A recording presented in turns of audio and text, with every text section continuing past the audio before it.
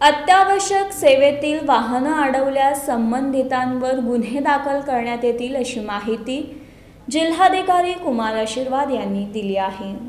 Hit and run प्रकरणी केंद्र सरकारने नवीन कायदा केलेला होता, परंतु या कायद्याची अंमलबजावणी सुरू झालेली नाही। तरीही सोलापूर जिल्ह्यातील काही लोकांकडून या नवीन कायद्याची अंमलबजावणी होऊ नये म्हणून आंदोलन सुरू केलेलं आहे। सोलापूर येथून LPG, डिझेल व पेट्रोलचा पुरवठा करणाऱ्या वाहनांची व ड्रायव्हर यांची अडवणूक केली जात असल्याचं निदर्शनास आलेलं आहे।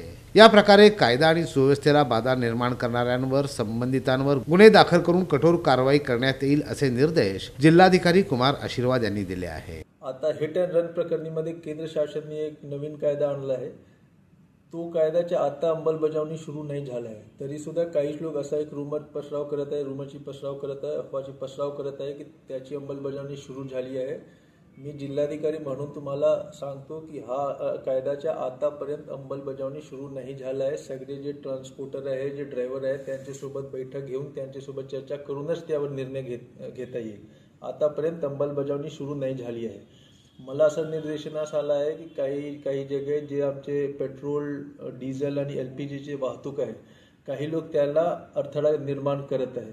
अशा लोकांना मी स्पष्टपणे सांगतो की तुमच्यावर गंभीर गुन्हा आम्ही दाखल करू। हे जे सगळे डिझेल आहे, पेट्रोल आहे, LPG आहे, हे अति आवश्यक वस्तूमध्ये येत आहेत आणि जर यामध्ये तुम्ही अडथळा निर्माण केला, ड्रायव्हरच्या सोबत काहीच तुम्ही केला, त्यांना भीती दाखवला किंवा त्यांच्यावर काहीच हे केला, कुठल्याही प्रकारचे आक्रमण केला किंवा त्यांना भीती दाखवला, मी आणि SP मिळून सगळे लोकांच्यावर गंभीर गुन्हे दाखल करू, हे स्पष्टपणे सांगतो मी तुम्हाला। जिल्हाधिकारी कार्यालयाच्या सभागृहात आयोजित जिल्हा प्रशासन आणि खासगी वाहतूकदार ड्रायव्हर संघटना यांच्या बैठकीत जिल्हाधिकारी आशीर्वाद बोलत होते। यावेळी जिल्ह्यातील खासगी वाहतूक व ड्रायव्हर संघटनेचे पदाधिकारी उपस्थित होते।